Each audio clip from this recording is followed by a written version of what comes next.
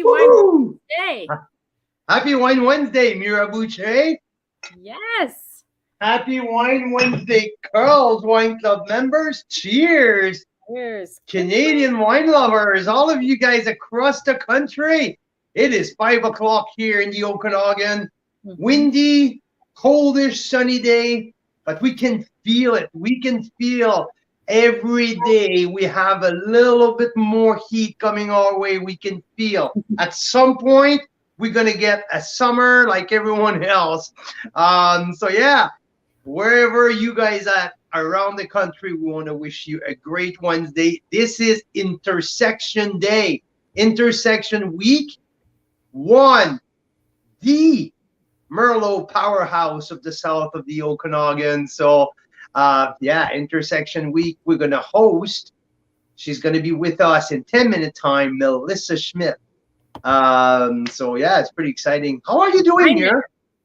It's going good. Yeah, you know, there are a lot of like flus and colds going around. It's not COVID, but you know, you guys getting it? It's like for 2 years I had nothing, and then all of a sudden everyone around me and everyone, they're sick. So it's good to take a minute for Wine Wednesday and just relax. You know what? I'm with you. Like, we've been like knocked out like for now. Like, oh, it's been almost 3 weeks that we're getting sick. Anyway, stop. It's time to stop complaining because we have a big, heavy wine that we have open. It should cure all of our sickness. It should crush every virus or bacteria that we have. Today, we have open and breathing right now. We have something pretty darn special. Yeah. We have Intersection. Can you see it? Apacimento. Yeah. Apacimento, but 2014. That's even cooler. That's even cooler. We have 2014 Apacimento from Intersection Open. It's breeding since 2 o'clock this afternoon. So we're gonna taste that live with Melissa in in 8-minute times. Now I have the brand new, who was labeled today at the winery. I have the brand new Viognier. That's my bottle of Viognier that I got a couple weeks ago. There you go. The little handwriting label. So that's what we have in our glass. So yeah. Susan's saying that's the one we're drinking now. Susan, are you having, the timing is off. So are you having the Apacimento or the Viognier or which one? Let us know. Wow, there's so much flower in that Viognier right now. It's beautiful. Flowery, it's honeydew. Oh, that's good. I love that. Oh, Suzanne. Oh, the big dog. She's got the Apacimento open. So do we, Susan. We've got the 14 here. Which one do you have? That's so cool. Yeah. The same thing across the country. Have you ever had it? Because I have never had it before. I'm just about to try it. Yeah, we had the Ripasso and the Apacimento. I believe was probably the 15 and maybe the 16 that we have both. But we are going back in time with the 2014. There is a very, very few left of that Apacimento 14, and I think we have 36 bottles available at the beginning of the week. So not sure how many we have left, but they are a very, very, very few left. This is pretty exciting. So yes, Karen, here you go. We tasted that Viognier the other night, and you know what? Susan is having the 14 Apacimento tonight too. So that is super cool, Susan. We want to hear what you're tasting and sensing in there as well. And I can't wait to hear what Carl thinks of it too. So before we go on and talk about Merlot, because having Intersection in the house, featuring Intersection this week, it has to be not all about Merlot, but it has to be a good chunk about Merlot. So we, like all of our Merlot lovers across the country, this is the show. We're going to talk with Mel very soon, but I want to talk Chardonnay before we go on and talk about Merlot, because last Saturday we did something pretty darn cool. We did something that no one else in the world have done. It's to sit and go live for 6.5 hours, tasting 40 different Chardonnays from one and one only country. And that was all across Canada. I have to tell you one thing. We make outstanding world-class Chardonnay in this very country. Canadian producer makes world-class Chardonnay. And we had it live on display last Saturday night. And I want to give a shout out to many of our producers, especially the Silva Winery on the Naramata bench. The Silva has made the highest rated wine of the 40 that we tasted. It's the 2016 Legado, 1,100 bottles produced only. It was an absolute delight. Like harmony at the highest level, purity at the highest level, balance. Also, shout out to John Glavina, our friend here from Summerland at Canyon View at Giant Head Winery, Canyon View, the Canyon View label Chardonnay with the 2017 second highest rated. And after that, we had 95 points for the Legado, the Silva, 94 plus for the Canyon View, Giant Head. And after that, we had 5 or 6 wines at 93 points. So it's worth mentioning. 13th Street, Vlasic Vineyard, Single Vineyard Chardonnay 2020. There was one of them. We had Leaning Post. It was the Grimsby Hillside Vineyard. Outstanding. Leaning Post was I've never had Leaning Post before, any of their wine. And they kick off. Like we had a slow beginning of the show. We tasted some, they were good, but nothing really sparked us until we cracked the 2020 Leaning Post Chardonnay, and that's where we lit up. Boom! And it started boom, boom. And the Grimsby 2019 was one of these rock star. Upper Bench Winery on the Naramata Bench 2019, an absolute rock star. Tinhorn Creek 2012. Couldn't believe how fresh, how bright Tinhorn 2012 Chardonnay was. What else? Courcelette 2020 Micro Lot was an absolute delight. Another like 92 plus 93. Lunescence Small Lot 2019 Platinum Award here for the I think it's the international at the National Wine Award. Top notch Chardonnay. Do I miss one quickly before we bring my is there any? Geez, Carl, there were like 40, and I don't have the kind of memory with wine that you do. Like Carl will taste because in the top 5 there was 3 BC, 2 Ontario. The BC were the Silva Legado, Canyon View, Giant Head, Canyon View. We had what's the other Ontario that absolutely crushed it was Grimsby Vineyard from Leaning Post and Vlasic Vineyard from 13th Street. That was the top 5. So yeah. Anyhow, some outstanding value Chardonnay as well. So and Daryl's saying right now he's celebrating Chardonnay Day still. He's having the Westcott 2020 Reserve, and he's saying maybe Upper Bench should be on that list and Myers, because yes, they were right up there. There were Upper Bench is definitely in the top 10. Myers was right there, low 10, low like 8, 9, 10, 11, like at that 92 points. Meyer was right there, super solid. Beautiful. Like I always like for me, Chardonnays from Okanagan Falls are such that flinty minerality, outstanding structure, bright acidity, flinty, citrusy. So yes, Mount Boucherie, did very well with their original vines, but the 2021 needs more time. As per our Pearl Maurice 2018, these wines need more times in the bottle. If you get that in your cellar, just wait a couple more years.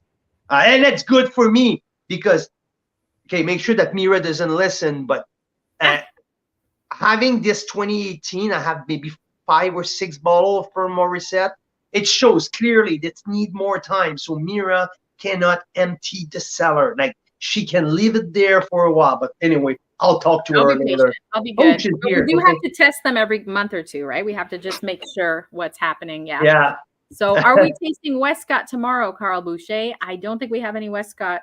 No, unfortunately, I was supposed to get the Clone 76, but I didn't make it. Tomorrow, we're going to have giant, big head reserve 19, big head estate 2020. We have Marinessence Platinum. We have Foglar. We have Bellaterra. We have 2027 cellars. I can't wait to do the Foxcroft Wismer 2020 27 cellar. I love what Kevin is doing at 2027. So yeah. So this is a little recap of Chardonnay Day. Okay. I have to get my ass going on tasting notes and report on for Chardonnay Day, so you can expect maybe one a day, something popping up on social media. But we have so many to recap to do about Chardonnay, and it's not even done that I have another 12 to taste tomorrow. Anyhow. Woo! All right, so Intersection, we were there recently in their vineyard. That's us. Such a cool story and winery, and the wines. Not only do we love them, but you guys, every time we post or someone posts about Intersection, people go nuts because it is such good stuff. Very small production and really well done. Anyway, we have Melissa here in the green room. She is their winemaker since 2016. So let's bring Melissa on. Hey, Carl Boucher. Melissa's in the house. Bring her in. Woo! There you go, Melissa. How you doing? At the winery. Good. Yes. How are you? Happy Wine Wednesday. Yes, happy Wine Wednesday. I'll get something in this. One sec. I'll pour beer into it. Yeah. So like I had enough time between planting vines and this to go and get a fresh t-shirt, but my hands and my arms are still covered in vineyard. So yeah, I was fixing irrigation, so like I got stuff on my hands, but I tried to make myself presentable. Oh, yeah. I love it, Melissa. Melissa has so much fun working in the vineyard. When we ask Melissa, every time, Melissa, are you a farmer or are you a winemaker? She's like, I'm a farmer. I spend my time in the vineyard. That's my happy place. Yeah. So I like to hear that. Hey, did you have a run of bottling recently? It was yesterday, yeah. So yesterday we ran labels for the wines that we bottled in March because, you know, there's sometimes delays with everything. So we had to label everything we just bottled. So we did that. Yes, I love it. That's our. You know what? We should go with this label. I like what Tony did on the spot, right? Oh, you've got the real one there. That's awesome. Yeah. So I made some small changes. I don't know. I think it's going to be. It looks really classic. So. But I think one of these days I might actually start to incorporate more of a graphic in here, you know, but everybody loves our logo, so I don't really want to change it too much, but I like that he just like stamped it. I love it. It was just brilliant. So yeah, hey, how's the weather in the south? Are you starting to, how's the growing process is going down there? Good. It was delayed because April was super cold. And May kind of started out cold too. So in the last week, we finally started seeing some warmer temperatures. It's starting to dry a little bit in the vineyard. And right now, like most of our shoots on the vines are about that tall. So they're coming along. We're going to reach the point where we can green thin a little. It's good weather for planting. We're putting in a little Cab Sauv at the top on the sandy corner there. And we added some more Cab Franc this year too. So we're able to grow our own for Axiom, and that's very exciting. So new vines going in. They appreciate it if it's not super hot. Last year in May, very different story. So, you know, if you put them in and it's 35 degrees, then you're like, you know, the vines just go, ugh.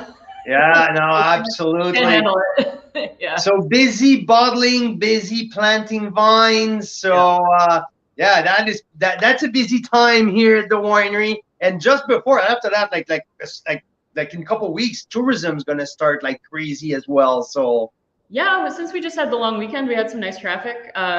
We're basically always open. Like we had a couple days where we closed like Mondays, Tuesdays, and for the whole year, like usually there's somebody around. Like I'm here, Sarah's here, Tony's here. Someone's usually around, so like we do take drop-ins once in a while. Yesterday we were way too busy, but yeah, it's good. Like, you know, people are starting to come to the valley, and you know that's always good. So we need it. So Melissa, I have to say, Tony's becoming a legend. Yeah.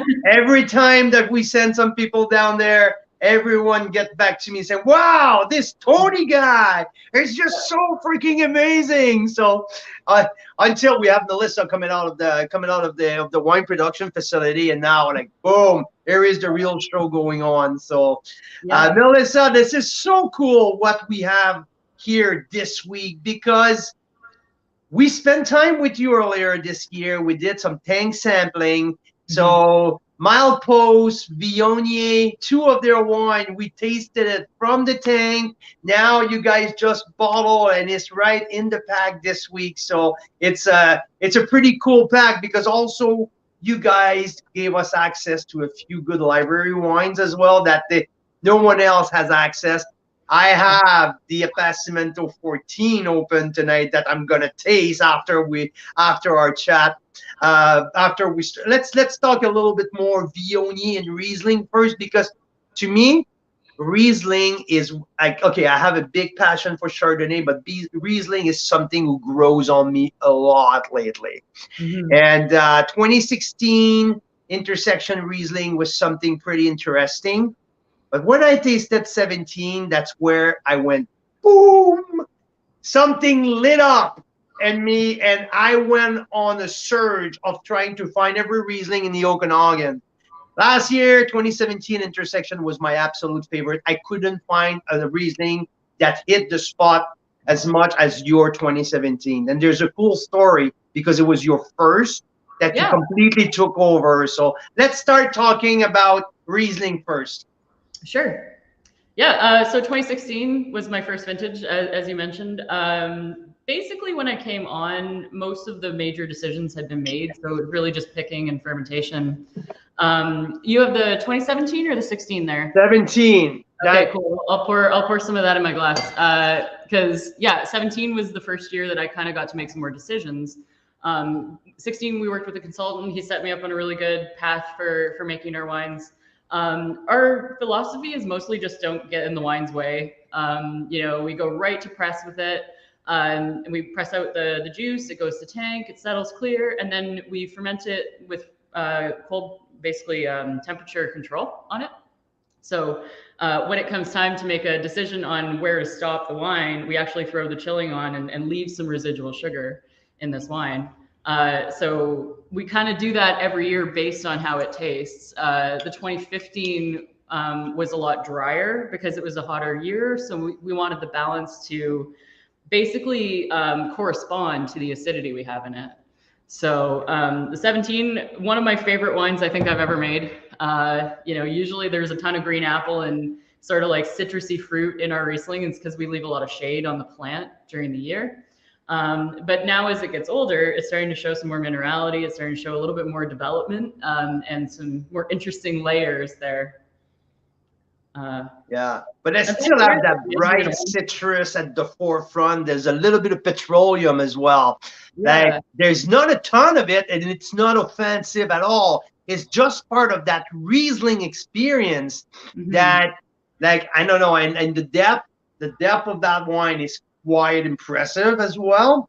And I would like to showcase also the ageability of whites too. And Riesling is a great example of a wine that you can hang on to for years and years.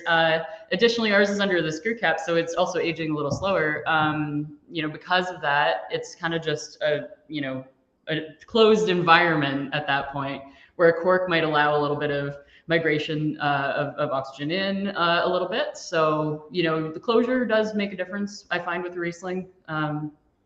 Yeah, getting like some honey starting to come in here. Absolutely. Usually I don't see a lot of honey or beeswax aromas early in its life. So now that it's showing, it's also like kind of showing me where its age curve is kind of going. So yeah. And I think there's a difference. There's a tremendous difference between 17 growing season and 16 as well. 16 was not as hot as 15, but still was a pretty big vintage. And 17 brought some inconsistency in the growing season, but I think that Riesling really shine in that vintage. So I like when I travel down south on the Highway 97, because when I got to the corner of where you guys at, I know that the first vineyard down there, so the one by the highway, that's the Riesling vineyard, right? Yeah, exactly. So it's also kind of the lowest area in our vineyard where we get some cooler temperatures. You know, it also tends to be a place where things kind of develop very nicely in the case of the Riesling. So yeah, we have good conditions for it down there. The soil is a little on the heavier side, so we have I have our helpful jars of dirt here. So for the most part, our vineyard is situated on this kind of alluvial till. So you can kind of see like there's a layer of silt in there and some stoniness. But you know, imagine that these stones are the size of boulders in the case of our vineyard. But that silt holds a bit of water and it cools the soil down a little early seasons, so the Riesling doesn't get too dried out, doesn't get too stressed. And then later in the year, the summers are where it gets challenging for the Riesling. So if we have those scorching hot temperatures like we had last year, that actually shuts the plant down a little bit. So it'll stop developing any sugars, it'll stop developing flavors and things like, you know, that basically give us a good wine. So the hotter years are harder to make Riesling. The way that I combat that is basically making sure that I keep some shade on the fruit. So it likes to grow nice and tall, which is good. It's easy to tuck. And then after we trim it, I leave the lower leaves on until August. So it doesn't get burnt in the sun. It doesn't get overcooked. The acids stay intact. We get that freshness out of it. And yeah, and the result is a really nice like mineral quality too. So absolutely. And you mentioned something, I think to me, it's a critical component. It's freshness. You know, and that's why I really like that bright, zippy entrance. Like the front palate, it's just like there's a nice attack to it. And when I mention attack, I do it purposefully because I think in terms of Riesling, that's what I like. I don't want like too soft at the beginning. I like the Riesling that come on and like attack me right from the get-go. So like it's exactly my style of Riesling. So I gave it a 92 plus point. Again, it was my top BC Riesling on last year, so 2 thumbs up. I love that Riesling like more than anyone else. So yeah, it's my style. Oh yeah, I appreciate that too. Something I've also noticed is there is a dryness to the palate, and I think that comes from compounds in the skins called phenolics. So when you press the wine with a whole bunch, usually you don't get a lot of extraction from that, but sometimes, you know, depending on how hard the press goes, you can get a little bit of that. So it adds some texture to the middle.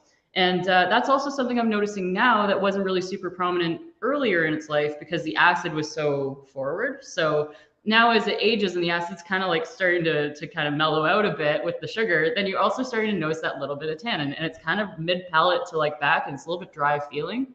But then the sweetness comes at the finish. So yeah. And exactly where you would expect the light sweetness at the end, it just brings that last layer, that little caramel flavor who comes at the end, or honey at the end. And there's a little bit of lavender as well, but the bright minerality, the stony minerality, it's just like absolutely beautiful. So love the complexity. I love the depth. And the result is absolutely fantastic. And one thing that we need to mention is the value proposition.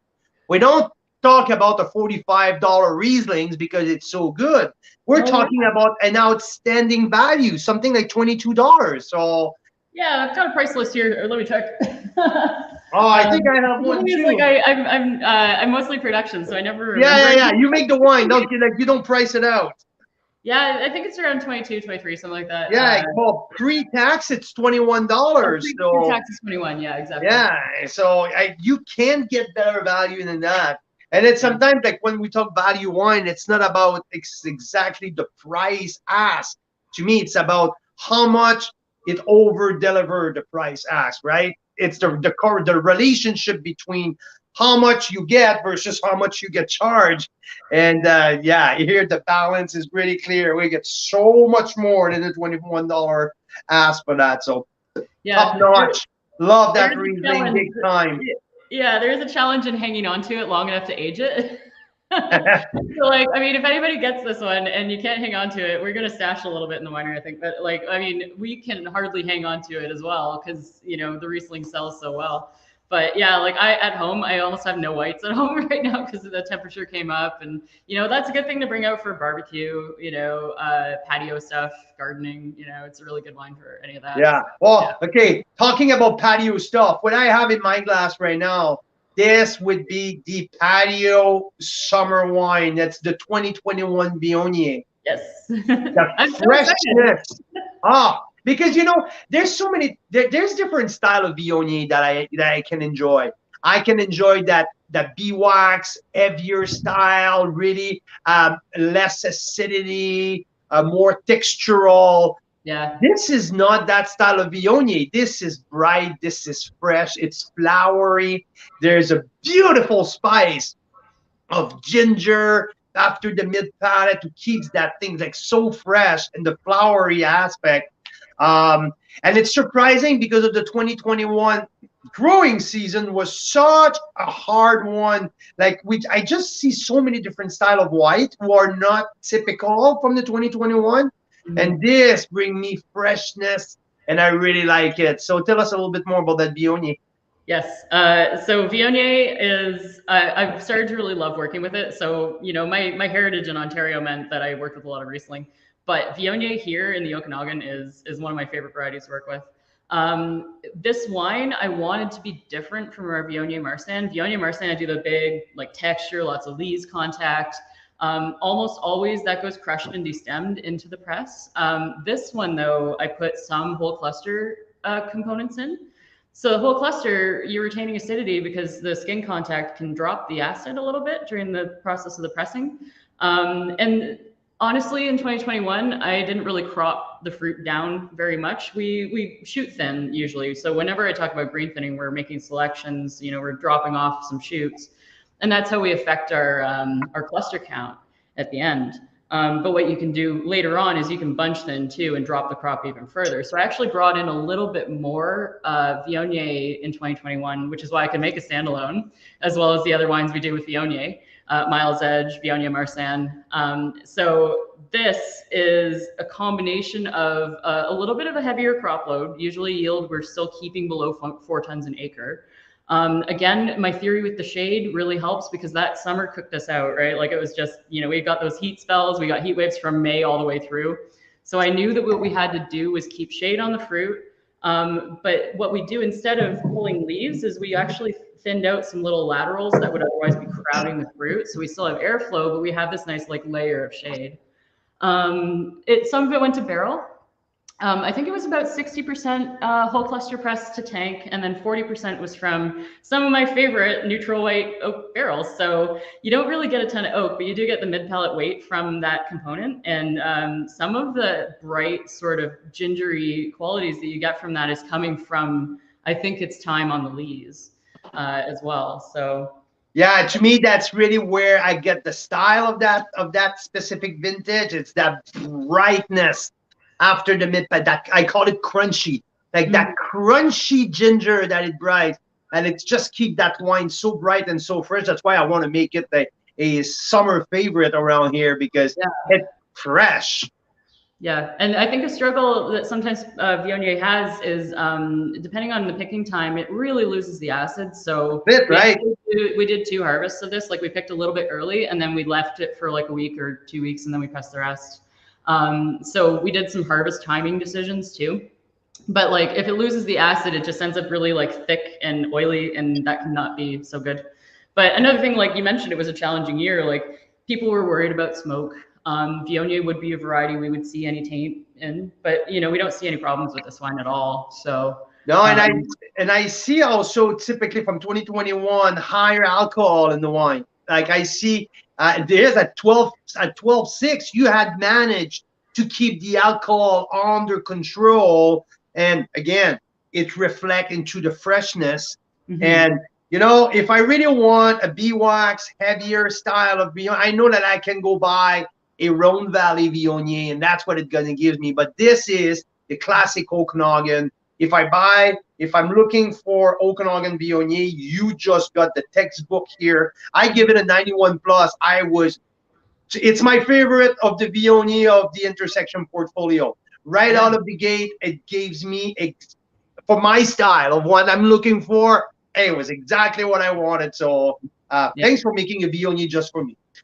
Yeah. And wine, like when I mentioned Riesling, you want to get out of the way. This is the wine where I did like some tinkering and blending work. So I have a broad variety of components I could use, like the whole cluster stuff and the percussion destem things and different barrels. And, you know, even if they're neutral, each barrel does have its own individual ferment. So they have individual qualities. So I got to play with this a bit, and you know, that little bit of fun, like that actually has some impact. Like I got to do some art with it. So yeah, I'm happy with it. And honestly, I'm also really pleased that this is part of our new sub-GI, the Golden Mile Slopes. So finally we can label for our little sub-region, which is basically like this whole stretch down into Osoyoos on that lower slope under the Golden Mile Bench. So yeah, well, this is a point that I want to bring with you. Just let's talk a little bit about Merlot, and I want to talk about that because it's an extremely important phase into where we're at in the history of the BC of the South Okanagan, because it's a big step what's happening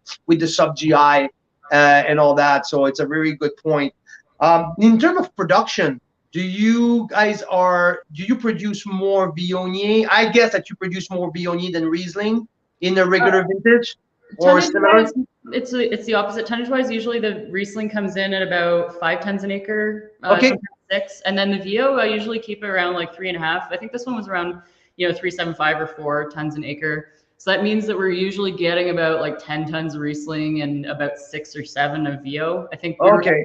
Closer to like Viognier, straight varietal Viognier. It's small batch. Yeah. So our big boy is the Viognier Marsanne, like this guy. So we're usually doing like around 300 to 400 cases of that one. And then the single varietals, the Viognier and the Marsanne, are usually made once we've done that. Miles Edge, like Miles Edge and the Viognier Marsanne are kind of like core products. So then Viognier and Marsanne are sort of the bonuses. So it kind of depends on how many barrels we've got left.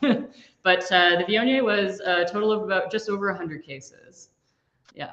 And, this is, again, like from blending, I kind of just make some selections based on sort of every wine we have in our lineup and what's best for all of those. So, yeah. Bang on. Loved it. I have to tell you a story quickly as well. We completely froze a bottle. So I was expecting to taste the Viognier, and I kind of forgot, and it was in the wine wall. So I threw it. I tried to flash it in the freezer, and obviously that with 3 kids, something went off this. Like, anyway, I completely forgot. 2 days later, Amira came to me. She's like, is this an experiment, or what's the purpose of that? I'm like, holy shit, the Viognier. So I called Tony. I said, Tony, you need to bail me out here. That's good. I'm glad we came through. And I've definitely done that as well. Sometimes if you're lucky and you have a cork, it just pushes the cork out and doesn't break the bottle. But but you know what? To be honest, I tested it, and it survived very, very well. That's good. There was a little crack into the lid at the top of the cork, and if I flipped it, it will leak a little bit. But we opened, and it was like, guess what? So it survived quite well. Anyway, so Tony was gracious enough to get me another one. So no worries.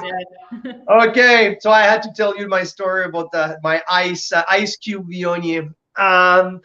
So you guys are the Merlot powerhouse of the south of the Okanagan. I don't shy about that. Listen, I'm a big fan of Merlot. The Okanagan Valley is known for his Merlot.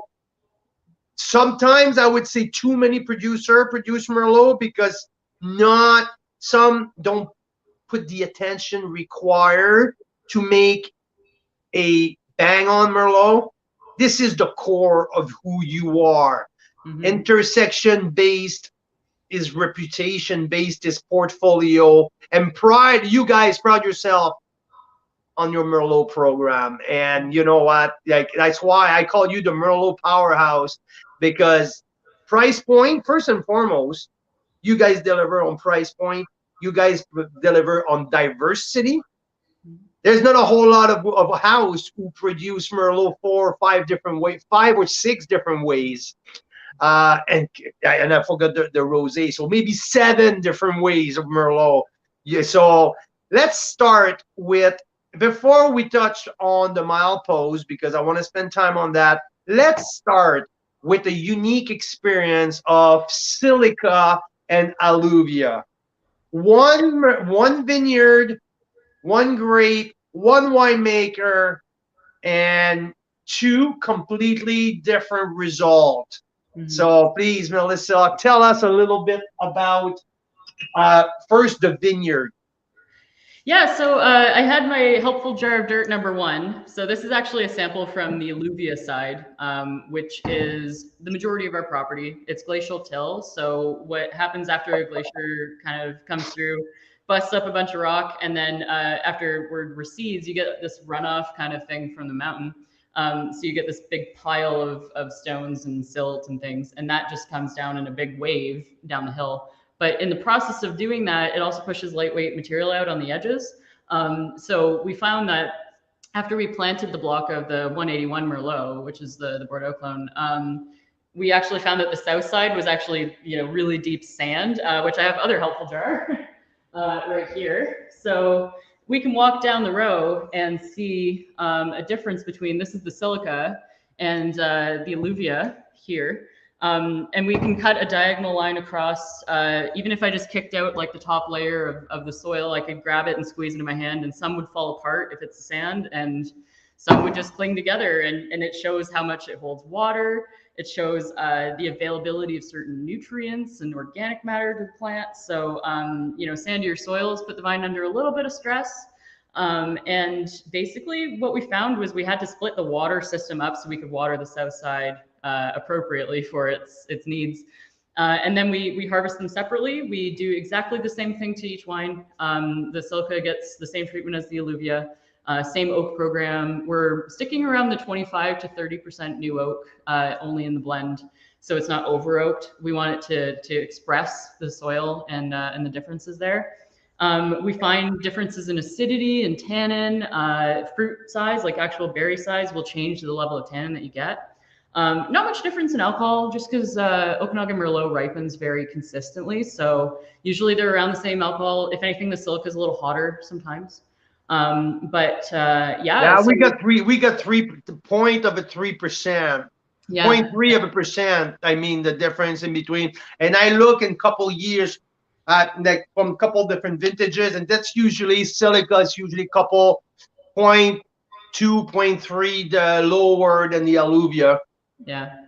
So once we get the wines in, I give them a minimum of 4 weeks of skin contact when they're fermenting. Sometimes it goes up to 7 or 8 weeks. It just depends on what the wine needs. And then it goes into barrel for 18 months. And then I like to age them for a further year in bottle before release. So you get that maturity that also helps the expression of the soil differences. So yeah, so that's the thing. These are our flagship reds. Like, these are the ones that we're identified on. And that's the whole reason for the intersection is being on the border of those 2 soil types. So yeah. This is, and again, like, I'm not trying to mess with these too much. I want them to express their full potential, basically, always. So yeah. Yeah. So 2, like 1 grape, same vineyard, same everything, 2 different results. Mm-hmm. To me, from the 2017, last year on the 16, I was pretty close in my score. I had like half a point this year. I would say Silica came on top.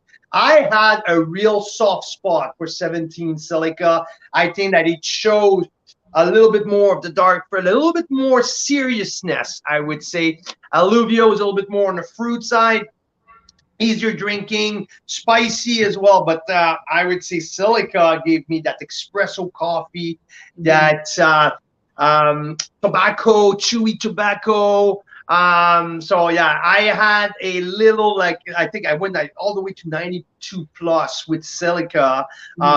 So 17, really, really, really well done. So 2 different style. And I was talking to other members. They said, oh, I like the little higher alcohol. I like the fruit bomb. And I was like, you know what? Alluvia would be exactly what you're looking for. And especially on the 17, there's a burst of spice into the Alluvia. So yeah, this is a unique experience. Tasting these 2 wines side by side. Pretty darn cool. Yeah. So, do you have those ones open? Do you want to go through the 17s or? Yeah, excellent. So we can definitely do that because I have them right here behind me. That's very handy. There you go. I do agree. I tend to favor the silica. For the longest time, the Alluvia was the crowd favorite. And you know, restaurants carried it a lot more than the silica because the silica had just like a closed quality in its early years. Moving to the 18-month aging for the barrel really helps open it up. So now I think that silica is coming more forward, just in the process of giving it more time in barrel. So that's why, like, I mean, I'm trying to make sure that this wine shows its full potential. What I find with Alluvia is that it tends towards earthiness too, especially early in its life. And it gives it some like really interesting old world qualities. Where the silica being on the sand is quite similar to what a lot of producers make around here, especially if they're on black sage where there's a lot of sand. So, you know, this one, I feel like it has more of a new world expression, the silica does. So it's very interesting just seeing that difference is really purely locked into vegetative growth and water availability. And speaking of water, 2017 was the first year we flooded. So the Alluvia got hit harder than the silica did for the flooding. So it was a block that was, you know, very heavily watered, let's just say. Yeah, so that affected it a lot. You know, and what I find is there's a little bit more fluctuation in every vintage of Alluvia. The silica looks like nothing happened. So what I find is this one's a little bit more expressive of the year and its conditions, and the silica has like a really nice consistency and consistency. You know exactly what to expect, right? Yeah, exactly. So it kind of just depends. Like if you like to have a very repeatable result, then the silica is the one to go for. If you want something that shows the dynamics of the year and all the stuff we went through, then the Alluvia is your ticket. Because I like the analogy. That's exactly what it is. Both are unfiltered. Yes. So what's the process of, okay, for you choose to do unfiltered, what does the non-filtered gives you in the sense of wine personality, and what's the reason behind that decision? I think so. I came on to a program that was already managing these in an unfiltered capacity.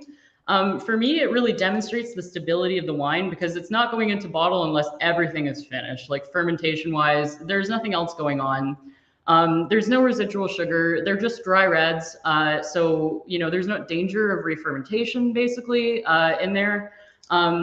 Unfiltered really just means that like we're not putting it through the process of any kind of filtration like cross flow. It's just a little bit aggressive to the wine. And sometimes it can strip out textural or aromatic components that we want to keep in there. And, you know, there's also the added benefit that not filtering gives you more wine in the end because you don't lose as much. So what ends up happening is as we press these off, they settle in tank and you get this like bed of lees, which, you know, is a mixture of all kinds of compounds, like, you know, yeast cells and things like that. So as that happens and that settles, I take the clear wine off, but I do that a few times. And then I take my lees and I cycle them into topping, or I resettle them and I get more liquid. So it's almost like, you know, I'm encouraging the aging process of the next wine in the lineup with the lees from the previous wine. So it's kind of giving it a nice like family kind of connection. Yeah, the style consistency, right? Yeah, and also they're so healthy. Like the material of the lees, it's, you know, like as long as it smells, you know, healthy and clean, you can use them and it improves texture. And you know, in a way, like I can kind of help encourage, like, as I said, it's like educating your next wine with the previous wine. It's like saying, hey, this is what you should do in your future. So I think that's kind of, it's maybe a little abstract, but yeah. Hey, we have a good question here about, we have a, that's funny, we have a member who is exactly from where I was born, up north Quebec. And Michelle is asking, are you afraid about the weather? They talk about the same problem may be coming this year with heat, spike heat. And as a wine producer, are you afraid of the hot weather? Our site is really forgiving for those really hot temperatures. So we're at the base of the slope where we get some shade in the afternoon from a bluff behind us. And yeah, we take longer to warm up during the day. We're going to have to make viticultural decisions around the heat, and that's just normal. I mean, might mean more watering early season. But in general, like our site doesn't get baked in the sun because it doesn't have the afternoon exposure the same way as the opposite side of the valley does. And, we are going to have to contend with higher temperatures, forest fires, and all of that forever now. So like, we're just going to try to keep our education up. Like, there's a lot of research going on into forest fire management and how that impacts wines. So everyone's working together to try to see like what these impacts are and when we should be worried and when we should not be worried. And a lot of the cases, like we've been quite lucky. We've been far away from a lot of fires. So like, if anything happens nearby, we're going to have to manage it, right? Like, so yeah, this is kind of just like with farming, every year throws something different at you. This year it was a cold April, so everything's a little late. That's really the major concern I have at the moment, is because things are a little behind. I would like to be adding some nutrition to these plants, and I want them to be able to use it. So the timing of that nutrition, like any sort of fertilizer of any kind, really relies on these growth stages. So timing can be a bit weird, but I have a feeling we're going to get kicked off into the warm season pretty soon. We'll just see a big burst of growth. My major concern this year was Marsanne was really slow to go through bud break. That means that it's almost like, so if everything is sitting at this shoot height and I want to run certain vineyard procedures and the Marsanne is just doing this, like they're at the wrong stage right now. So yeah, it's going to be challenging to deal with the Marsanne. One way I've dealt with it is I just added a second drip line so it gets more water. But there you go. No, if you said something, say I'm a little concerned because of the cold weather. I'm talking to growers north in Kelowna here. If you're a little concerned down south, they're a lot more concerned here because we have a healthy 4 to 5 degrees difference at some day between the northern part of the valley and the southern part. I bring these details because a lot of the people who are listening are from Ontario and they don't have the exact same understanding of the valley that what we had in details.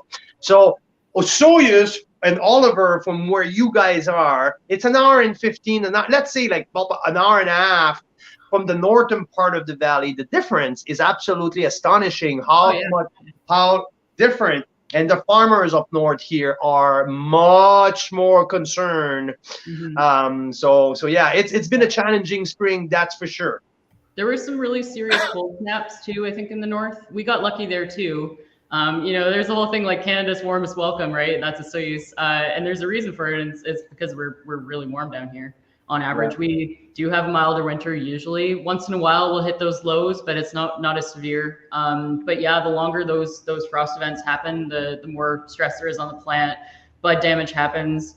Again, this is kind of just what you contend with in Canadian viticulture. I definitely saw frost effects in Ontario when I worked there too. We again, like you just have to set yourself up, you set the vines up so they can do the best they can. And the ultimate goal is survival. Sometimes if a crop doesn't work out, you want to just make sure your plant's healthy for the next year. So basically, like if we ran into major issues, and we might not be able to always bring in every type of fruit, or I might have to drop more fruit due to conditions. But, like what I'm doing is for the long-term health of the vineyard and the plants. Obviously I want to make as much wine as possible. So that is one of the goals, but like, I'm not going to try to push these plants past where they can do anything. So yeah, like if they were stressed or if they got frost damage, I'd be doing things in the vineyard for frost management. So yeah, that's basically, just being sensitive about the viticulture. That's the goal, right? And that's why I spend a lot of time out there. Yeah, exactly. Basically, you're like the vine whisperer. You're in tune. Sometimes it's more of a yell. I'll be honest. Yeah, it's really frustrating.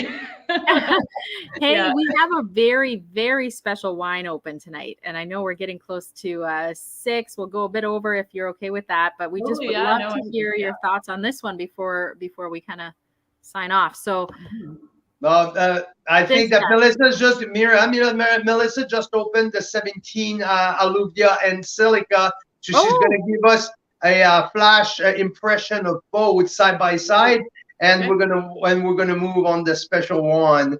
I've been smelling that one. If I have to score the 14 Apacimento on the nose, it will be one of the highest score I ever gave. The nose of that wine had so much going on the nose. It's incredible. Yes, I'm gonna find the one. Oh my God, yeah. So I think before we move into the Apacimento conversation, I do have Milepost 2020 here if we want to go back to it. Apacimento is made with a little of each, silica and alluvia. So it turns out like the silica and the alluvia are really key components of this wine. And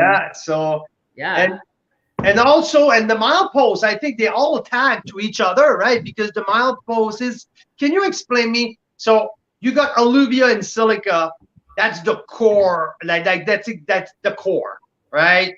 So milepost comes with, is it the second pick? Is it the barrel who doesn't make it to alluvia and silica? How's the milepost is selected? So milepost is actually a totally different block on the property. Okay. So milepost doesn't come from the same block. There you go. So we have this block of 347 Merlot. I think it was a younger planting because it wasn't initially started there. The silica and alluvia were first up, and then there is some barrel selection when I go through alluvia and silica. If I find nice neutrals for milepost, like if they just come across as more milepost profile, then they go there. It's not really sort of like a, like we're just putting the bad ones in there. I mean, I like to think that I'm doing a blend for the best expression of all three. So almost always I'll need more milepost every year because I can hardly keep up with it. Like it's such a big seller, it's a really like forward drinking red. So the way that we make it is for early consumption. Like basically this is the wine you can drink now. Silica and alluvia are the ones you can sit on. Apacimento are the like special occasion kind of things. So yeah. And Melissa, like you just mentioned something like very important. I tasted in the same week the 19 milepost and the brand new 2020 milepost. Yeah. You get two very different wines. Oh, yeah. 19 was bright, fresh, a little bit of menthol, and the 2020, it's big and bold and juicy and spicy. So I have to say something. We have something very special with this milepost because we were there on filtering day. Like That's awesome. Yeah, that compressor is a little loud. So filtration day at Intersection. This is the crossroad. Wow, that's cool. So we were filtering, and then you did this. Change that properly. Right down the filter. I'll get a little extra. So that was fun. It was good to see the process, right? Yeah, you let us taste it from the tank right after it was filtered, which was amazing. Yeah. Super cool. And so honestly, like this is the only red we filter. There's a couple reasons for it. It's mostly for consistency, but also like we do a screw cap kind of finish on that. And I think it's more just, it's a little bit of presentation, but it's also just like kind of what you expect from the wine. But let's be honest here. There's a difference between a $21 wine and a $30 wine. The purpose is different. You mentioned it. There's your everyday drinking, your Tuesday burger on the barbecue, or you have your Friday nice steaks on the barbecue, and you have Mother's Day celebration with the Apacimento, right? Like these are wines built for different occasion, and milepost, it's the classic everyday or Tuesday pizza. There's no wine in the Okanagan at that price point with that complexity, that rich, and this milepost gives you so much for the price point. And it's funny, on our Facebook page this week, I think if I didn't see 100 times milepost is the best priced Merlot from the Okanagan. Like this, because these day and age now, with the price of the fruits going up, you don't see a whole lot of Merlot under $30 a pop. You don't see it anymore, or very rarely. And if you see it, It's some things by a bigger producer, and it's blended with a bunch of other things. And so you got something unique and special with Milepost in terms of price point and value. Mm-hmm. And I find also, so this is 22 before taxes, and I find that sometimes wines at this price point are also sweet. And like I maintain that my reds are dry. Like, I mean, the Apacimento is the exception, but that's just a natural part of its production. But Milepost, like, I want that to be an available, well-made red. It's mostly neutral oak, so the actual cost of making it is a little lower because it doesn't get new oak. But fruit prices are going up every year. I mean, we're always contending with production, you know, increases like glass, freight, all of this stuff, like increases in price. You know, we have to kind of build it into everything. But growing our own fruit is a benefit. And yeah, producing the Milepost is another one of those wines where, you know, we want like cleanliness, we want fresh fruit. And for me, I want it dry. Like, I want people to have a nice dry red, but it's not like an aggressively tannic red either. So it stays pretty fresh, pretty expressive. You know, you get that nice like forward fruit on it from more neutral oak than new oak. And I find that a lot of reds are also very heavily oaked. Which, you know, like we have some new oak in our programs, but I never want it to be the dominating factor, because the whole point of this is to show the difference between all these blocks and these styles. Like, why we make 4 kinds of red Merlots, a rosé, and then actually 5 kinds of red Merlots and a rosé without, you know, paying attention to the fruit and the dynamics of it. So yeah. So I have some opinions on it. Yeah.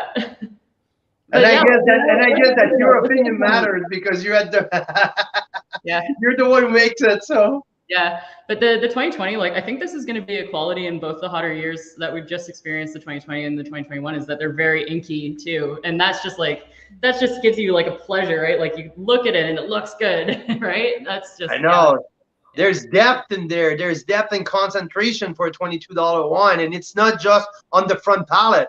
It lingers. It goes deeper inside of the structure, and as well, it's pretty amazing. So it's the snapshot of what's in the bottle for the 2017, and your first impression on the bottle that you've opened on the 17 Celica. What do you have? Like really blue blackberry fruit, basically. Yeah, this is the Celica. So like, I get a lot of sort of blueberry jam on it normally. Kind of cassis. Like, I tend to find cassis in both, but in kind of a different way. Like, the Alluvia comes across as more juicy acid on sort of more like currant fruit, and the Celica comes across as more sort of jammy currants. But yeah, like it is prominent on the fruit. There is sort of like a chocolate cherry note to it that I find too. Yeah. At the risk of sounding like the back label of every Merlot, that is kind of the profile of it. Hey, at some point, at some point, we cannot redefine the basic of Merlot. It's plum, it's cassis, it's dark chocolate, it's tobacco. Yeah, you know, like I can't make shit up here. Let's.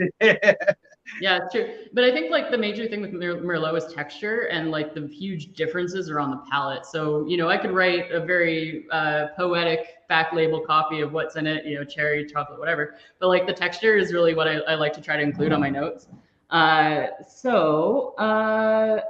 Yeah, I mean, I think that the first thing I mention on it is tannins, dense tannins on the Celica. And with the Alluvia, I tend to find them more smooth, like silky tannins. And I think that's actually the word I used on the label. But I try to make sure that my tasting notes are about texture as well as the aromatics. So yeah. Yeah, I mean, it's a great nose though. Like it feels big and deep and dark, right? So the Milepost, you can tell there's a difference in the clones. And I think that that's really the major, like the big separator there, because Milepost comes off the same soil as Alluvia does. So it grows in the same type of, on the same side of the property, basically. But you can see there's something else going on there, basically. Yeah, you got that. That's good. Yeah, Awesome. Yeah. So it's on the right side there. So it's Alluvia is those thick dots in the corner. Yeah, and then down in the middle, that gray vineyard plot, that's Milepost. So it's on the same side, like you said. It's the same soil. It's very, very interesting that it shows you the soil so distinctly. Mm-hmm. And the other thing with the Alluvia is, like, I'm finding it now that I've had it open and aerating a little. I'm finding a lot more of that cinnamon and clove note to be forthcoming. Like, I mean, I think the fruit here is more integrated with the spice, and the silica, just the fruit is a big showboat. So yeah, that's the major difference. The milepost has kind of a forward fruit in a different way, but really like its juiciness is what stands out to me the most. Yeah. Great stuff. So this is the full pack here, 6 wines. Woo! And then we have this very special Apacimento as one of our 2 bonus picks. So, so it's the 24 Carl Boucher 2014 Axiom. Which one do we have as the bonus picks? No. 2014 Apacimento and 2014 Silica.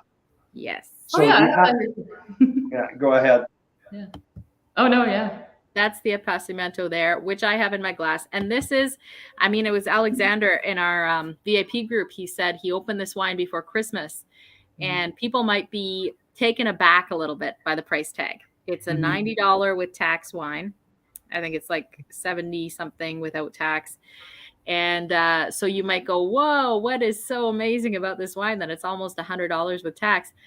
But it is very special. And I mean, one of the things is the process, right? So tell us a little more about the process of making it. Yeah, so I finally started making my own versions of the Apacimento in 2020 and 2021. It's something that I feel like we would only produce in really the years that we felt we could produce it, especially like the hot, dry years, or a vintage where we're not underwater. But what we basically do is behind the building, silica and alluvia are together in the rows. We don't actually have block separation. So we take these picking baskets out and we handpick the fruit. We actually select the clusters that look the best. And then it lays out in a single layer in those baskets, and it dries in those baskets in the warehouse for about 4 to 6 weeks usually. At which point the berries start to shrivel and it concentrates the sugar and the acids and a lot of the flavor. And then we transfer the dried bunches into a picking bin, and then we do this long ferment where it slowly consumes the sugars, and it makes a higher alcohol wine in the end, but a reduced yield. So usually on any of the other reds, we're getting about 650 liters per ton. This is more like 400 liters per ton, so we already don't have a lot of it, and usually we're only making 2 or 3 barrels of it every year. So after it's done fermenting, we press it off. Those skins go back into another batch, which is the Ripasso. So they soak with another set of Merlot, barrels basically. Then that gets pressed, and we do that wine off of that. But the Apacimento retains a little bit of sweetness because the fruit is so sweet when it's raisined that the yeast just can't handle it, and they don't actually finish the fermentation. And this is meant to be like an Amarone style wine. It involves a lot of hand picking, a lot of labor, a lot of manual, processes. And in order to crush it, to get it to ferment, we actually have to step on it. Like I have to do, so I have clean boots for this because I've tried to do pigeage, like I've tried to do the foot tread with no boots on, and grape stems are sharp. You don't want to do it. And they're slippery too. So I actually get in and I tread on the fruit, and I actually get it to get crushed. And that way I actually have some juice to start the ferment off. And yeah, it's a slower ferment. I want to aim for a longer barrel aging process too. But it requires a lot of care, a lot of handling, selection. As I said, we want good fruit to start with. I've made 2 of them, so I got to try my own process out. I paid a lot of attention to the Amarones that I've had in the past, but Amarone's not made with Merlot, so there really isn't a guideline for it, turns out. So exactly. Because you're the Merlot master from the south of the Okanagan, so it just makes so much sense that you're coming up with that. But if you want, I just have my first sip. First and foremost, the nose. The nose is absolutely astonishing. This is that cassis liquor, that creme de cassis, smoke, like it's smoked tobacco. It's not like smoke, forest fire smoke. It's smoky. There's there's plum and fig, and you get that on the palate as well. And the palate, to me, it's pipe. Like the pipe tobacco, I got that in the mid palate. I got like that dark chocolate. I got that dark cherry, and I like the jammy fig. Yeah. So this is actually something I thought of because as we're doing that drying process, it only makes sense that the fruit that we're getting here is of that fig date kind of profile, the dried fruits. dark fruits, like that kind of really concentrated flavor. And it's like, it's just packing so much more volume too, like palate wise, intensity. It's had also some time to age. So it's really developing, like, to me, I get what you're saying, especially about that tobacco, but almost like that sweet resinous character of like, you know, tree bark kind of stuff, right? Like that's just, and this is, you know, if it's a little bit foresty, I feel like that's really interesting. Pine, like, you know, that pine. Yeah. Fine, but there's also licorice. There's a boatload of licorice in there for me. And the length goes on and on. And when we talk about Amarone, one of the special feature of every good Amarone, not talking about that entry-level $26 Massey, I'm talking about the real classic style Corvino, Camonara, Corvinone, Amarone, like the long drying style. The length of these wines are sometimes the best feature. So texture, length, and that forest, pine, licorice, date figs, that's all of the, this is cool. There's residual, obviously, because that style of wine, but it's important to be open in advance, because I opened it at 2, and now I'm just starting to feel like now it's just giving me its best. Yeah. You know, it's basically just bottled potential, right? So for the longest time, we were hanging on to these going, they're not really ready yet. And, you know, they've got a lot going on, but it's better to showcase its, you know, as you said, the diversity of its flavors. But yeah, that big texture, that big development, there's a jump of spice in there. There's still some tannin. When you think about it, the Apacimento is basically like a whole cluster ferment. So it actually doesn't get a ton of tannin extraction from the skins. It's basically just like slightly, you know, they're crunched because of, you know, the foot action, right? But the Ripasso, its counterpart, is where it gets the extra tannin. It gets the dryness from that and those stem kind of qualities. But yeah, the tannins are different in the Apacimento, and it's from stems as well as the, you know, the berries, because it's one of the only reds we have stem contact with, because everything else gets separated from those initially. So the maturity of those stems, like the way that they harden off, is a lot of what drives the style, and it's a lot of why certain years we won't make it if they're not quite, you know, ready to be in this wine. So yeah, this is a very selective process. So yeah. This is the beauty. This is worth, I give that 92 points. I had a little taste at the beginning, and I was like, oh my God, it's heavy.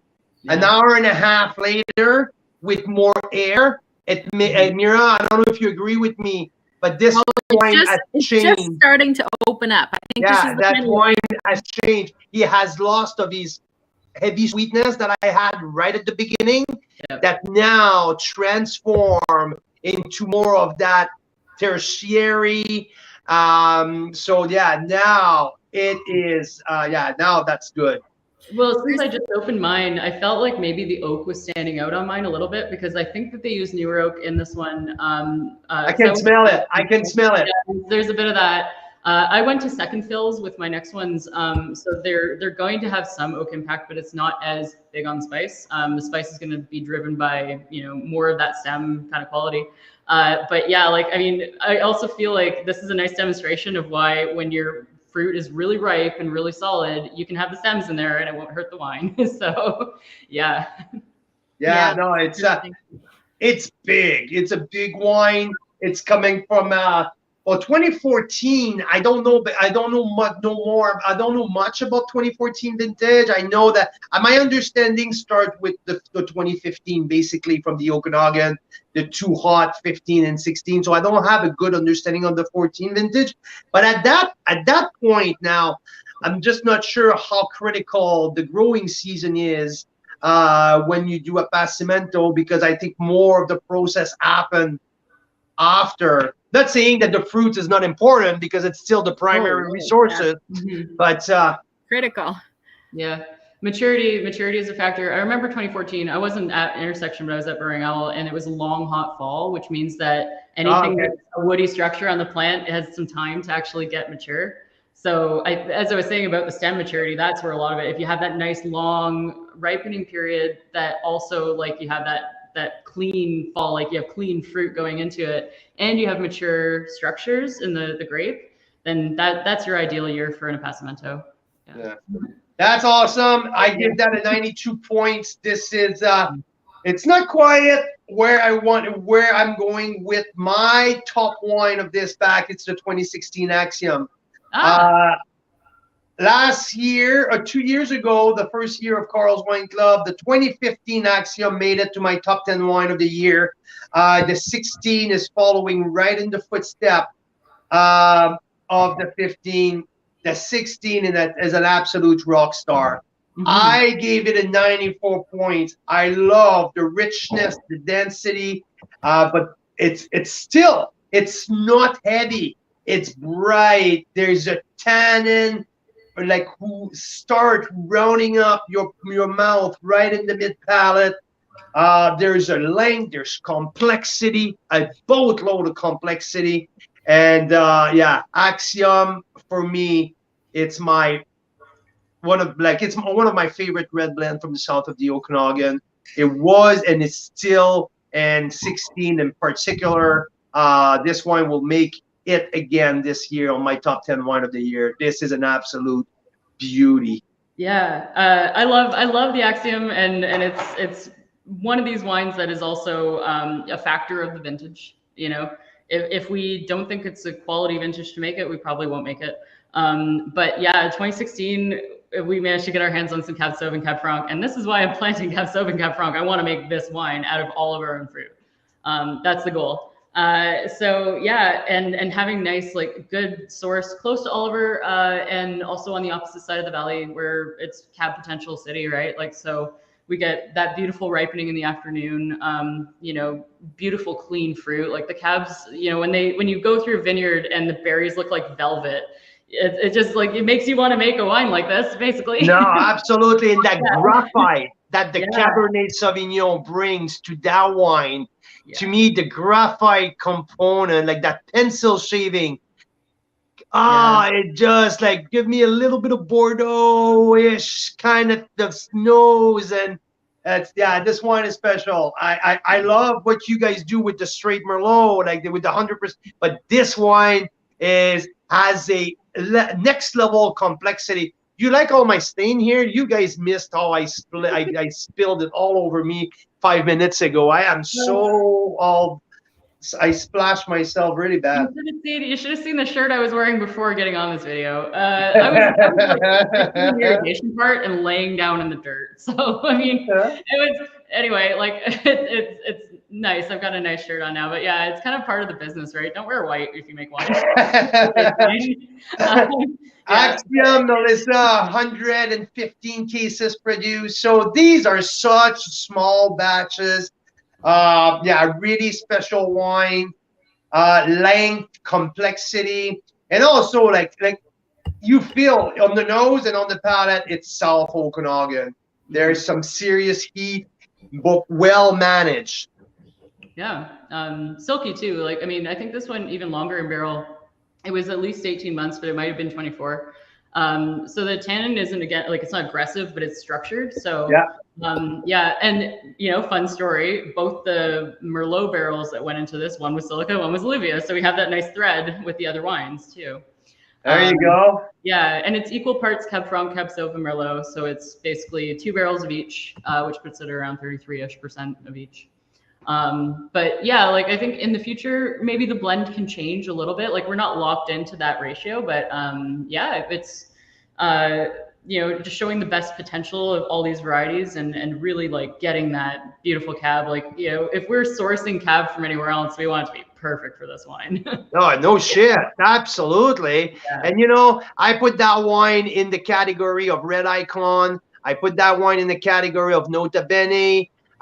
Talus from Courcelette, these Axiom, it is really, really like at the top. Like for me, every like from the south, like the flagship wine Axiom goes right into the top of the great producer of the South Okanagan. So So we did the Judgment of BC with the 2014, so its predecessor, and the Judgment of BC, it placed quite well. Like, it was in the field with the Legacy and some other wines from, you know, like the Laughingstock portfolio and all those, which was surprising because I mean, that was the first one we made. So Wow.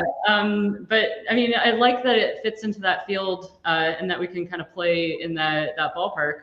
So that's nice, you know. And it's really great to hear the feedback, and you know, as I said, like, it's going to be very dependent on what kind of quality we feel we want to work with. So, you know, producing our own fruit gives us some control over that. Lowering the yield on plants, like, we want to make sure that we're not overcropping our vines. And sometimes, you know, if fruit is sought after, like cabs are, then the crop levels can increase, but then you lose that density and that texture as an exchange. So, you know, it's kind of up to the grower. Do you want to sell more fruit? Do you want to sell like dynamite fruit, right? So, yeah. absolutely. But having a good grower relationship is really necessary. You know, in the past few years, we had a ton of challenges. So I think it's just availability was a major challenge for us for those two varieties. But yeah, now, you know, I don't know. I always want to have Cab Sauv in it, but this year I'm going to have enough Cab Franc to maybe do a Cab Franc Merlot blend. But if the Axiom can't be made that like that, it won't be made. So yeah, it really does depend on the availability of Cab Sauv to me this year. Well, that's the true definition of a flagship wine, right?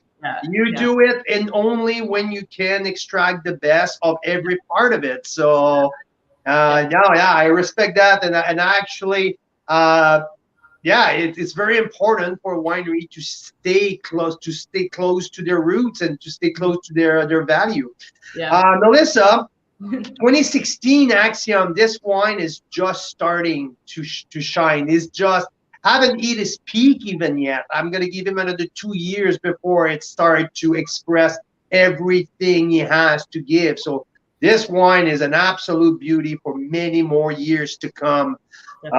So yeah, well done. Thanks for joining me. I know it's already 6:25. Oh, jeez, it's late. Yeah, I've kept you late with all my chatter about technical stuff again. No, hey, you know what? To get back to all that you were doing in the vineyard. Sorry. I know you had a long day. Oh, you know, we've had a few long days. It's just kind of part of the year. Spring is busy. So hey, talking about long days and all that, I want to tell all of the members who are watching right now, who are going to view that very cool hour and 20 minutes that we have with Melissa later on, that Intersection is located right on the 97 and the Highway 97, where you're going down south on the right hand side, right just past. When you pass Tinhorn Creek, is kind of the first exit. After that, it's Intersection. Keep your eyes open. You guys are open 5 days a week, I believe, and you'll be already open 7 days a week coming pretty soon. Yeah, we'll announce that. Yeah, for sure. And stop by. It's worth it. Tony's a legend down there. He's an absolute, he is so knowledgeable about the product. Melissa likes to put her nose in the tasting room and chat with people and give people a little bit more information. So you guys are awesome, and it's an absolute spot to stop by if you guys are touring the south of the Okanagan. Yeah, thank you very much. I mean, this is always fun. I love doing the online tastings because you know, it gives me a chance to kind of nerd a bit about what we do, and you know, it's a presentation thing too. You know, I don't often get a chance to do a lot of talking because I'm busy. So anytime I do like to come in here and talk somebody's ear off about fruit and plants and biology and things, I like to do it. So yeah, I love when you talk my ear off. I like when you talk my ear off, and I also talk when you take me on the other side and do tank sampling. It's maybe my favorite part. Yeah, I mean, everybody loves that. It's such a flash thing to do, you know. Yeah, absolutely. But Mira, what do you have? Oh, I'm still getting over that. This Apacimento is something else. It's quite the experience, and I wish I could just sit here all evening tasting it at different times of the night, pairing it with different things. It's so fascinating. Mm-hmm. Outside of the pairing option, you might be sitting there all night anyway, and tasting it until maybe 9 or 10 until the kids are. Oh, that would be great. Yeah, I would love that. Hey, you know what, Mel? Tony, your tasting room manager, stopped by today We're in Summerland here, and he was passing through, and he just missed this guy by, maybe 12 hours. Yeah. Hey Mel, this is our backyard. Like, see, look at the table. There's like a wine box under the. This is literally our patio. So Wow. we literally took pictures of your wines with this exact same view, maybe an hour before this picture was taken. Yeah, I mean, I'm lucky we don't get a lot of bear activity here because they can clean off a few grapevines. Like they can eat a whole row of plants. All their fruit. Yeah, but like they're just going and foraging. Our neighbor had beehives out in cherries, and one got torn apart by a bear. It's just like they'll stop at nothing to eat. So yeah, but yeah, like what a thing to see though in the middle of your backyard.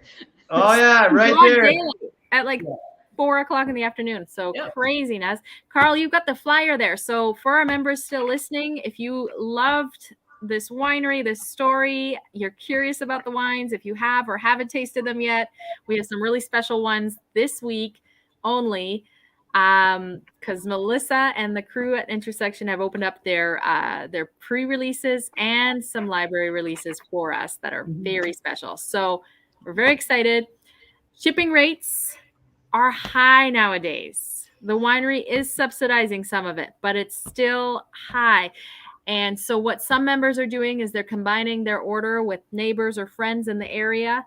And the other thing that is helpful to know is they're high now, but they're going up even more. So you guys are actually raising your shipping prices next week. So this is the week, if you are curious about this winery, to order these wines and experience them. They're very, very special wines. Thank you so much for stopping by with us. Yeah, no problem. Yeah. And hopefully we'll talk to you again soon. And Mel, you will talk. We will talk more soon. We'll be bringing people down, like consistently every week. You're going to see us by.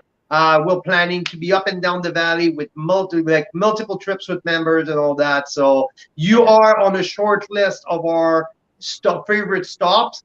And I greatly appreciate your time, your knowledge, your passion, and you're friends of the show. You're one of a kind, and we really, really appreciate you. All right, thank you so much. Yeah, no problem. Yeah, thanks, Mel. Next time too. We're bottling in August, so I'll have more wines for you to try out of the tank if you want. Yes. Hey, we'll be right there. Meet you in 45 minutes. Yeah. Start the car. Awesome. Yeah. Thank you so much, Melissa. I hope you have a great rest of your evening. Yeah, you too. Take care, Mel. Yeah, thanks a million. Woo! She is so awesome. I love chatting with Melissa. Oh, wow. No. She's a blast. She has such a great knowledge. She's passionate about the vineyard. I just love her philosophy. The wines are special. These are small batches wine. We're talking about like 110 cases, 75 cases. Like their biggest production is 400 cases for one SKU. So this is, to me, the classic small South Okanagan producer who produce top premium wine, but also offers some extreme value proposition. And in that bag, there's three examples of outstanding value. There's the Viognier, the Milepost Merlot, and the Rieslings. These three wines are underpriced.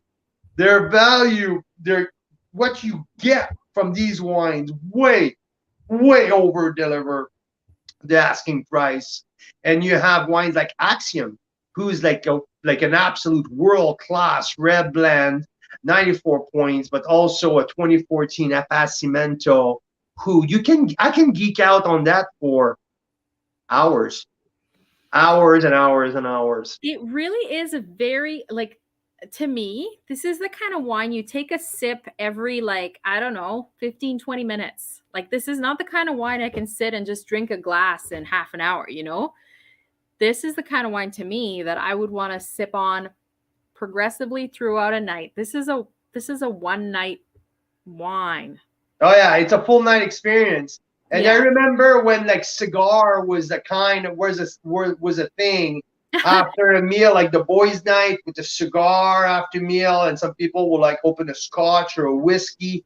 This is a kind of a cigar type of after dinner wine. You have a bottle of sparkling water to keep your mouth fresh, and you sip on that. This has an extreme complexity. Like I mentioned, it turned around a lot from the second that I opened it. It fresh, like the sugar doesn't attack me anymore. It dissipated. It's much more balanced. Obviously, it's big. It's heavy. It's an Apacimento, for God's sake. It is what it is. So, but if you like big, heavy experience and length and complexity, this is for you. So yeah, it's a rock star pack. Oh my God, like not cheap, obviously, but when we're talking premium. You can also custom your own mix. That's the thing, right? You want to keep it much more affordable. You go with some Milepost and Riesling and Viognier. Throw in there 1 or 2 of the Rockstar, and boom, you're set. You want to go big and premium and stock your cellar? There you go. These are cellar wines. So there you go. Heck of a wine. Hey, Stefan has a good point. Anyone in Toronto looking to order some bottles, let him know. Maybe you guys can split that. I think, Carl, we need to reach out to some Toronto people tomorrow. Yeah.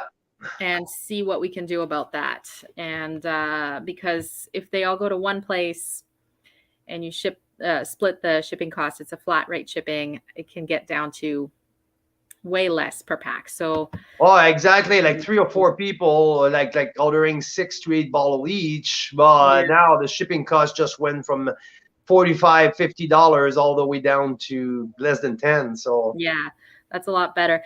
Michelle, what's the idea to scrap a good wine with a cigar? I don't understand. Yeah, that's a good point, Michelle. Michelle, a really, really good point. C'est un très, très bon point, mon cher ami. Mais je me souviens qu'il y a 10-15 ans de ça, c'était la grosse mode après un repas. La mode, c'était d'avoir un Porto avec le cigare. Ça n'a jamais été mon genre, mon type d'expérience, mais je faisais juste référence à une ancienne mode aussi que c'était très populaire en fin de repas. Où c'est que les gars se ramassaient en face de la TV, regardaient un match de boxe pendant que les filles allaient se promener. Bon, ok, c'est peut-être moi qui est un petit peu plus old school ou un petit peu plus retardé dans nos mœurs. Mais en tout cas, c'était juste une petite farce, une petite comparaison. Merci, Michel, de t'être joint à nous pour toute la soirée. Toujours un plaisir de voir tes commentaires. Toujours un plaisir de voir des gens de Chicoutimi conversant en anglais. Puis j'adore votre présence, j'adore ta passion, Michel. Un gros merci. À tous nos membres en français, un gros merci de nous suivre. On apprécie beaucoup les gens du Québec, la Nouvelle-Écosse, le Nouveau-Brunswick, toutes les régions francophones canadiennes, les amateurs de vin francophones. Un gros merci de nous suivre. So Michelle's just asking if he orders tomorrow, if he'll get it by the 15th. That's over 2 weeks from now. So I would say yes, definitely. I would say yes. Michel, je vais m'assurer de contacter Tony au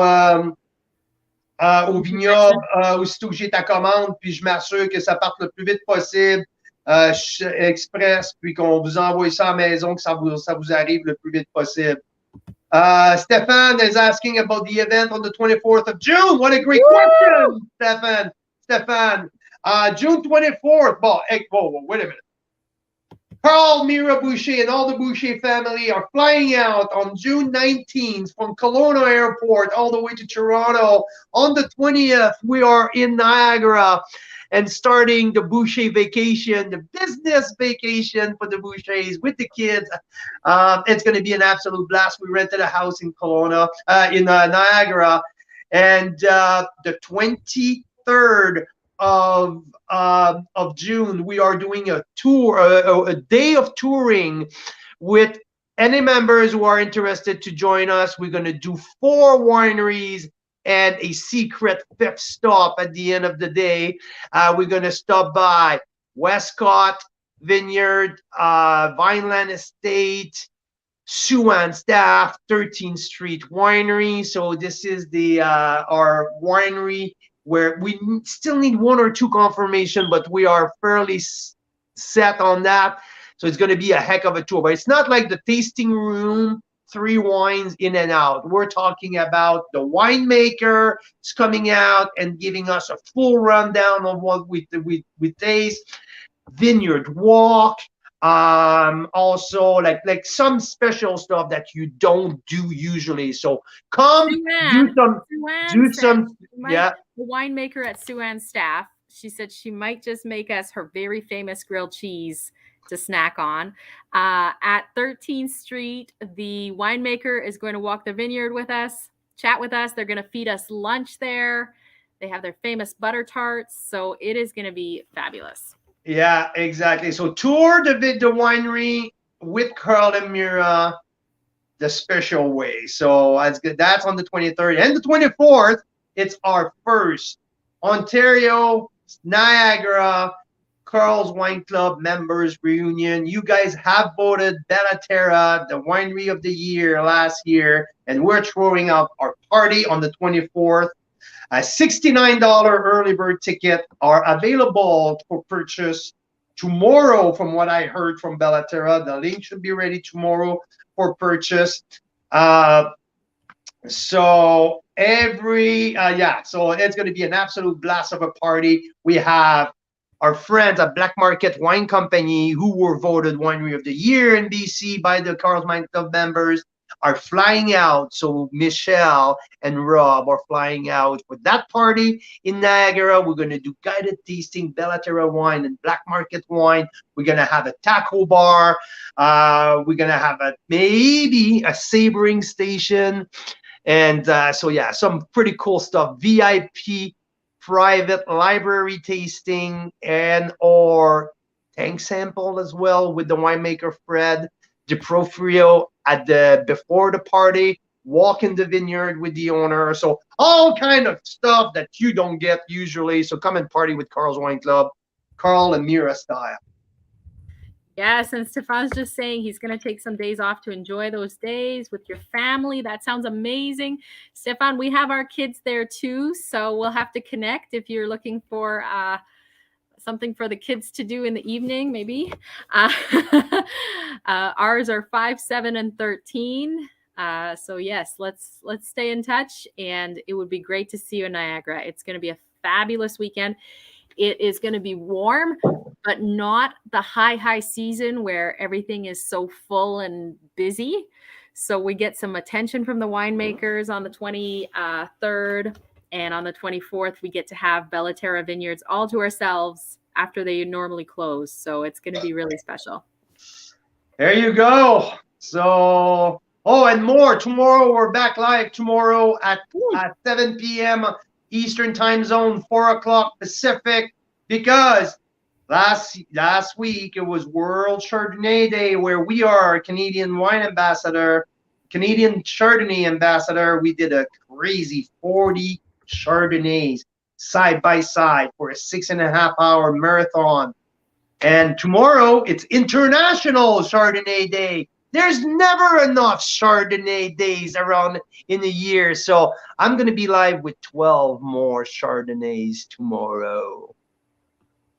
It's going to be epic again. So yes. And then last thing I want to mention, if you are in BC, we still have a few spots left for our members reunion next Friday. So like 9 days from now. Yeah. In BC, we're doing the VIP vertical and a vineyard barbecue. Like very special chef-made barbecue with a pig on a spit with. But the cool thing is table lineup in the vineyard. So we're going to have a vineyard dinner, vertical tasting of the syndicate of Black Market, the flagship wine of Black Market Wine Company, 5 vintages, back to back. Obviously, the tasting led by winemaker owner Rob Hammersley.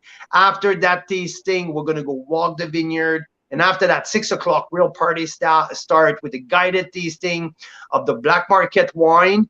And guess what? Our friends from Bellaterra are flying out. Lou, Fred, and Marcel are going to be with us, partying with us, bringing some wines from Bellaterra So it's going to be a heck of a blast. The spit is going to be running with the pig roast, and Chef Carl is going to be there. Not Carl me, don't worry about that. I'm not Carl feeding with a you. K. Carl with the K. An amazing chef out of the Okanagan So here. come and party in the vineyard at Black Market. Outstanding view on the Skaha Lake in Caledon, BC. Get your ass out there with us. It's going to be epic. So contact us if you want a ticket. We have a few left. On the day prior to that, that's mean on Thursday the 2nd, next Thursday, 8 days from now, we're taking who wants to come with us for a full day of touring on the Naramata Bench. We're going to visit Time Family of Wine in Penticton to start. We're going to go to Moraine, one of the top Syrah from the Naramata Bench. It's like outstanding Chardonnays. So we're going to be with Oleg and Toshi at Moraine. After that, we're going to have a picnic there on the amazing view on the Naramata Bench. We're going to also have to go to Red Rooster, visit Burke, one of the most colorful wine educator on the Naramata Bench. We're going to go walk the vineyard with Burke. And after that, we're going to end up at Upper Bench, one of the top Naramata Bench winery, and the only cheese and wine on the bench. So Gavin, Sarah, and Shauna are going to host us there with a premium wine tasting and cheese pairing, plus a walk in the vineyard with Gavin before we head back to Time. So yeah. You're on mute. You're on mute. Mute. Whoops! I was just saying, Jeanette and Danny, it's going to be so great to see you at the reunion, and Michelle Chevalier in your old hometown there, your Saguenay, is ordering the Intersection wine. So that is awesome. Thank you, Michelle. I hope you enjoy them. We love them. There you go. So I think 6:41, we almost doubled our time on air. So I guess people are enjoying it because people are still tuning in. But I think we have 3 kids to feed. Yes. Let's go have some dinner. Let's go have some dinner. Let's go walk a little walk with the kids as well. But hey, Canadian wine lovers, Carl's Wine Club members, enjoy the rest of your night. It's Intersection week. So get your purchase in, because these wines, you can't find them anywhere. So exclusive, very exclusive wine feature this week. And we'll see you tomorrow for another live Chardonnay tasting. Bam. Bonne soirée à tout le monde.